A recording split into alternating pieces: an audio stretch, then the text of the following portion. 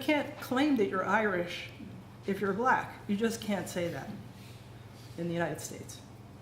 So for me, this is a place of my ancestors that I can't claim. So it's causing huge conflict.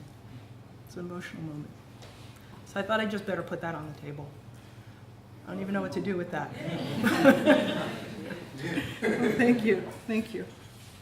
I'd never be allowed to say that in the United States. On the other hand, my mother did teach me one of the great songs about Kevin Barry, which just always meant a lot to me. And she was quite a ferocious Republican, Irish Republican. What I want to talk about is maybe related to that, because my mother's, ferociously hated colonialism and hated oppression in all forms, hated racism, but she really hated colonialism. And it was because of this sense of what the English had done in Ireland. And what racism and colonialism do is tear societies apart. When I first started working with Rod Wallace, he said, read Alexander Layton's 3-volume study on Stirling County, which I highly recommend to anyone who wants to understand the psychological part of all of this.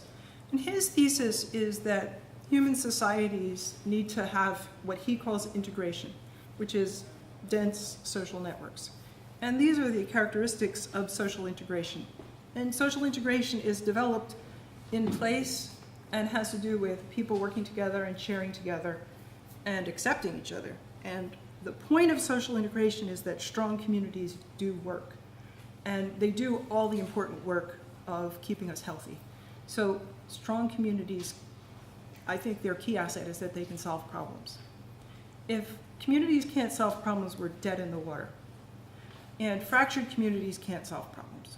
So this becomes the great crisis that's going on, I think, all around the world.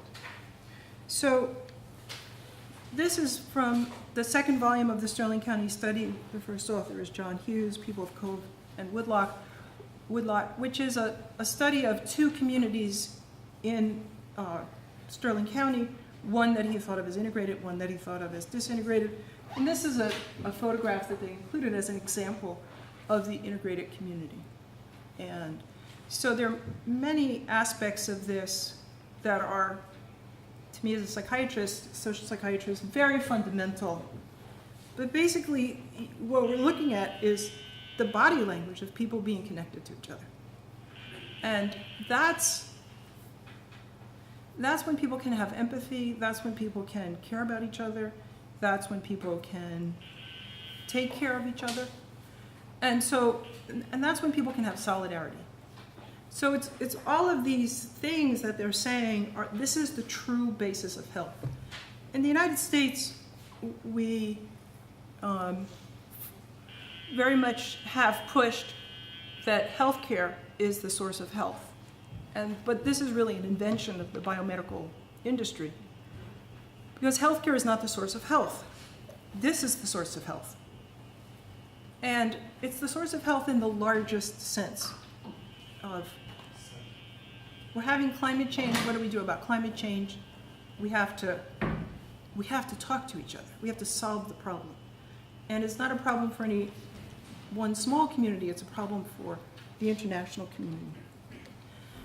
So, of course, racism in the United States is a prohibition on seeing.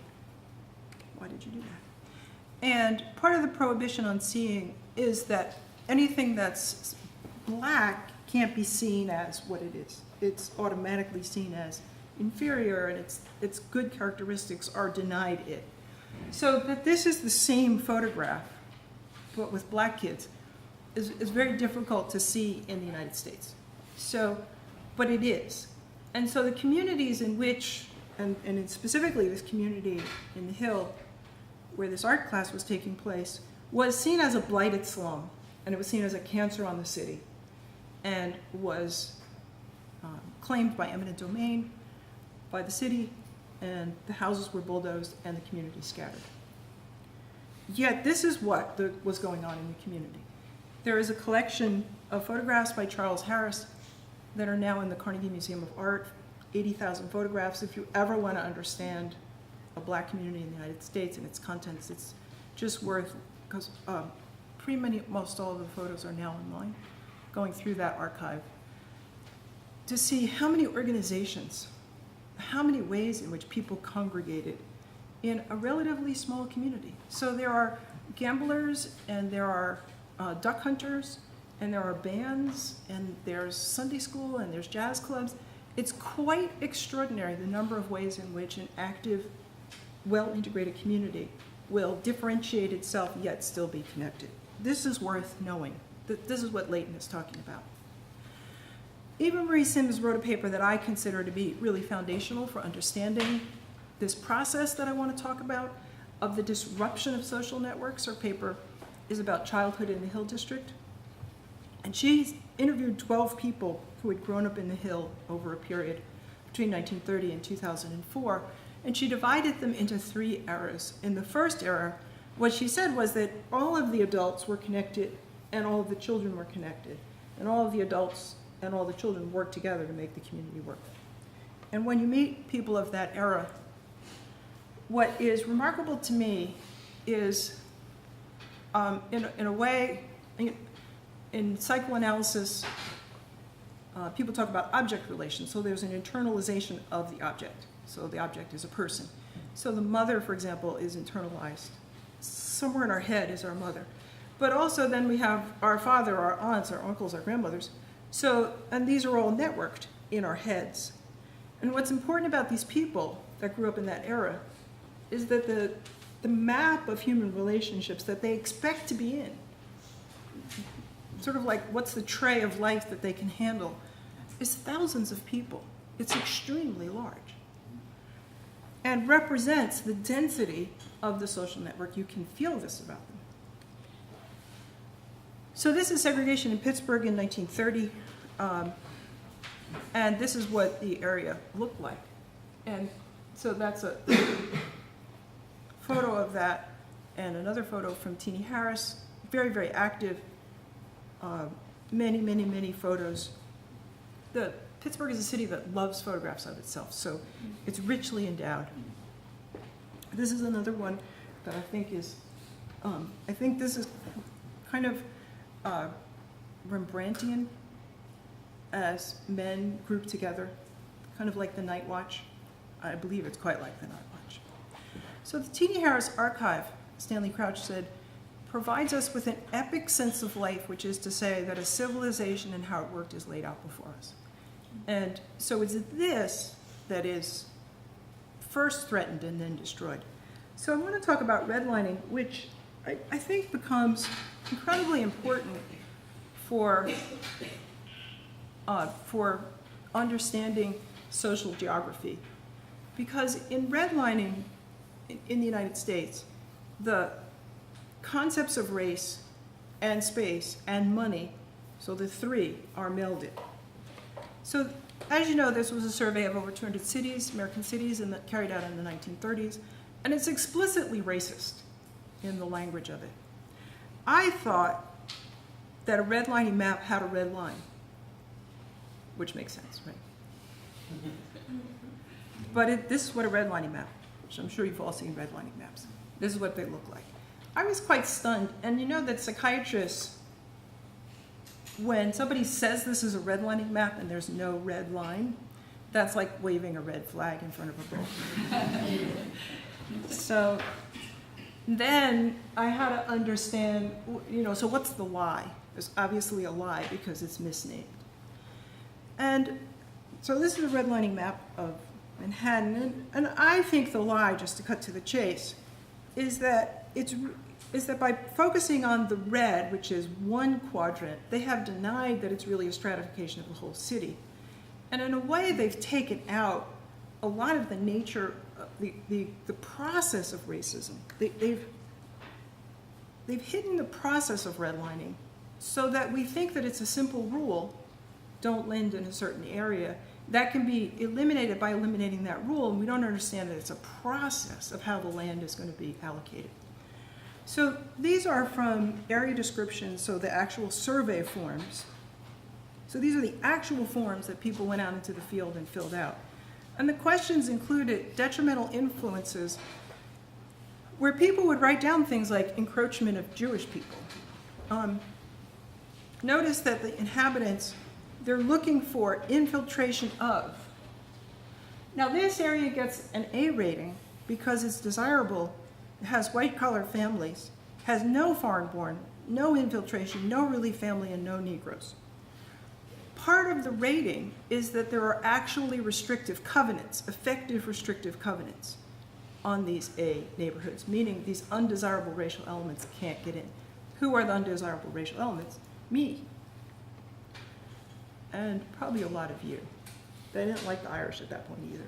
This is like before the Irish became white. Now, in this, very similar, right? But it has a few Negroes, and it has a few foreign-born and a few relief families. This is when white people in the United States say, there goes the neighborhood. And this is a moment of, this has been experienced in the history of the American city as a moment of huge threat. So white people burn crosses, they do all kinds of madness to keep people out, because their rating is going to fall from A to B. They're in a whole new category. There is a literal economic threat if even a few black people move in. This is the basis of the ferocious ethnic cleansing that goes on to this day. So a D area was obviously predominantly undesirable racial elements. Notice that they have infiltration of Negroes.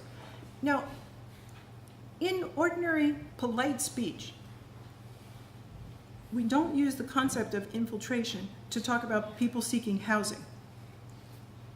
We call them renters.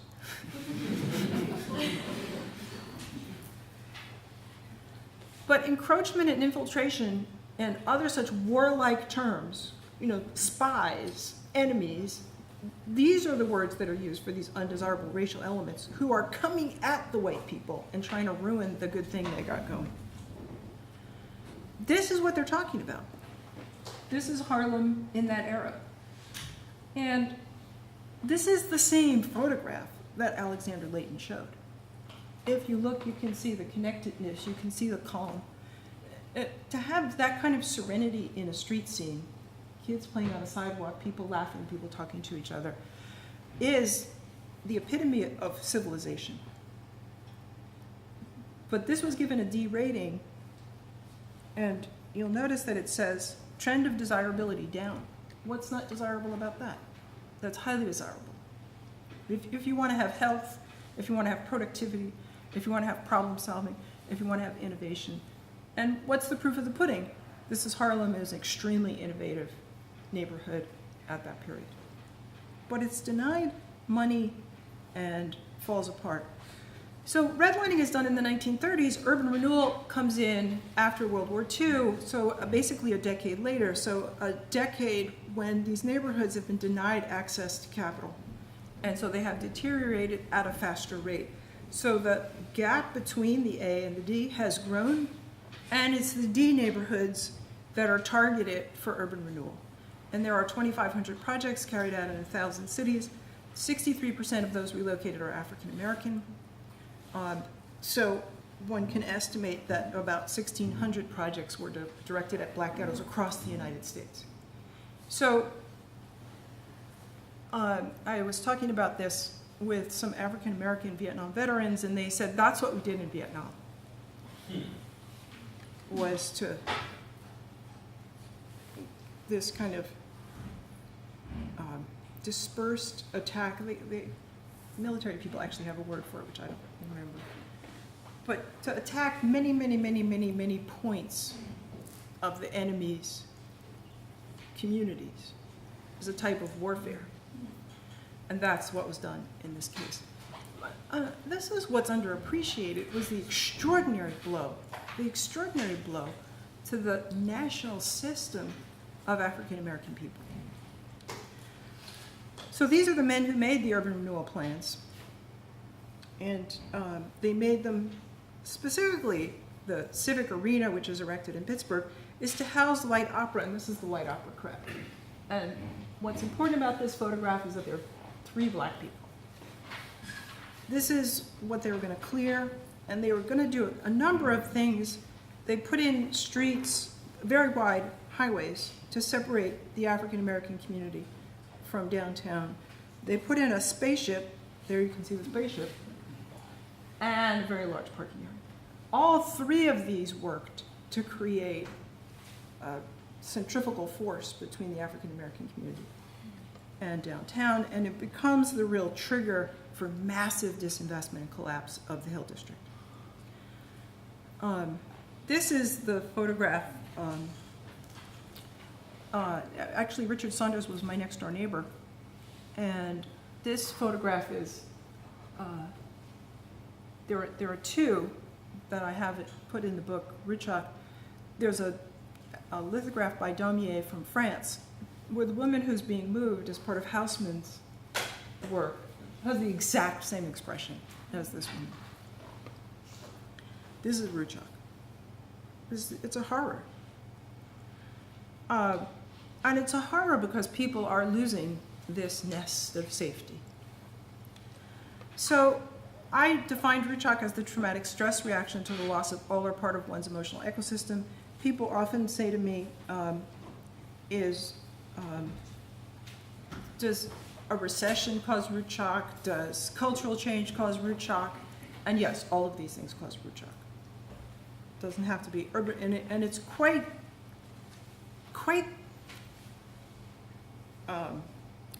It's one of those things that are.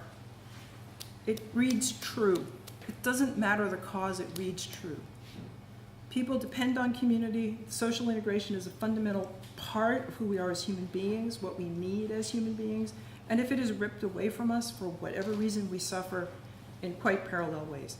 There are some things that are very, very, very, very subtle. I was lucky. The first thing I ever really studied was the crack epidemic in the United States, crack cocaine. And that was not subtle at all. This is also not subtle. It is what it is. So since urban renewal, there has been more upheaval. Deindustrialization, disinvestment, and currently gentrification. The interesting thing about gentrification is that really the best way to understand gentrification and how it actually works are models of colonialism. That it's very much the language of colonialism and the process of colonialism and the feeling of colonialism. It's very, very interesting. So these are the ravages of disinvestment, captured by the artist Carlos Peterson. Ruchak is being reissued, and he's actually, this artist is in the process of writing a memoir about losing his home to Ruchak. And so he wrote a new foreword for the book about, and it's sort of like his take on my, like he starts his foreword by talking about me coming to interview him. That's when you're not the expert anymore, right? Tables were flipped. But this sinking in, disinvestment as a process of sinking in, I don't know why it wants to go by itself.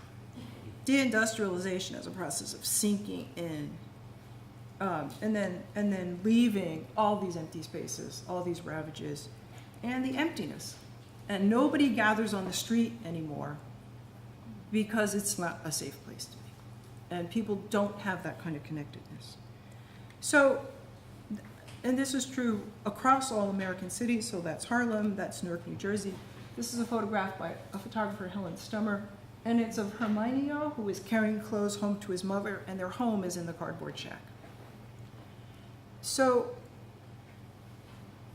at the other end of the continuum from social integration was social disintegration.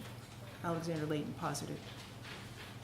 And so that's when you have a high frequency of broken homes, few and weak associations, few and weak leaders, few patterns of recreation, high frequency of hostility, high frequency of crime and delinquency, and weak and fragmented networks of communication. As Rod and I have written, really what you get are behaviors, a massive shift in the behaviors, because the behaviors that are appropriate to social integration actually don't work under social disintegration. And so hostility, if you don't trust anybody, it's more appropriate to hold yourself in a tense manner and to be hostile to other people. You can't assume their goodwill. So whole new sets of behaviors emerge, which are appropriate to the state of social organization. This is fundamental for us to understand. Because we like to blame, in the United States, I don't know about in Ireland, but in the United States we like to blame the victim. So they're just violent and they just shouldn't do it. And we don't appreciate the extent to which people are actually carrying themselves in a manner which works with the setting in which they find themselves. So by this point, we've gotten to what Eva Marie Sims talked about as Sims 3. And one of her informants talked about talking about experiencing the world around him as unexpectancy. So, I walk out the door, I look to the left, I look to the right, it's unexpectancy. So whereas the world in 1930 was highly predictable, by 2004, it's very insecure. So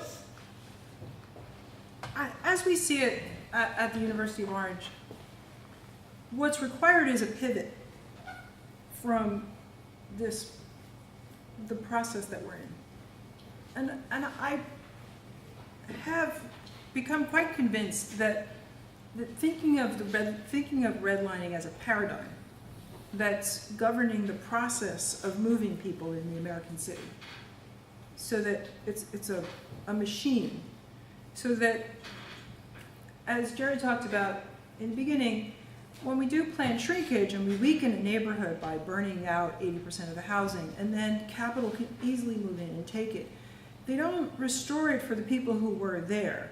They restore it to make it green. And when they make it green, they get rid of the people who were there because the ethnic cleansing is still a part of the formula. And so this redlining paradigm is a very dynamic process driven by the need of capital to find new land to conquer. Is how I see it. But using the tool of racism and thus weakening all communities and using the tools of divide and conquer to pit the people against each other and really leaving the nation in terrible shape. So how do we pivot from this really self-mutilation, if I can use a psychiatric term to describe this set of urban policies, to something better? In my travels over the last 20 years, I've had the opportunity to work with many fabulous urbanists who are consciously thinking, how do we restore the urban ecosystem? And so I've identified these 9 elements of urban restoration that I write about in Urban Alchemy. And I just want to talk about the first one, which is that this redlining paradigm, redlining, focuses us on a part of the city and says that part of the city is bad. And because it's bad, like it's a cancer, so we can cut it out, or it's blighted, or it's something, and therefore we have to do something to it.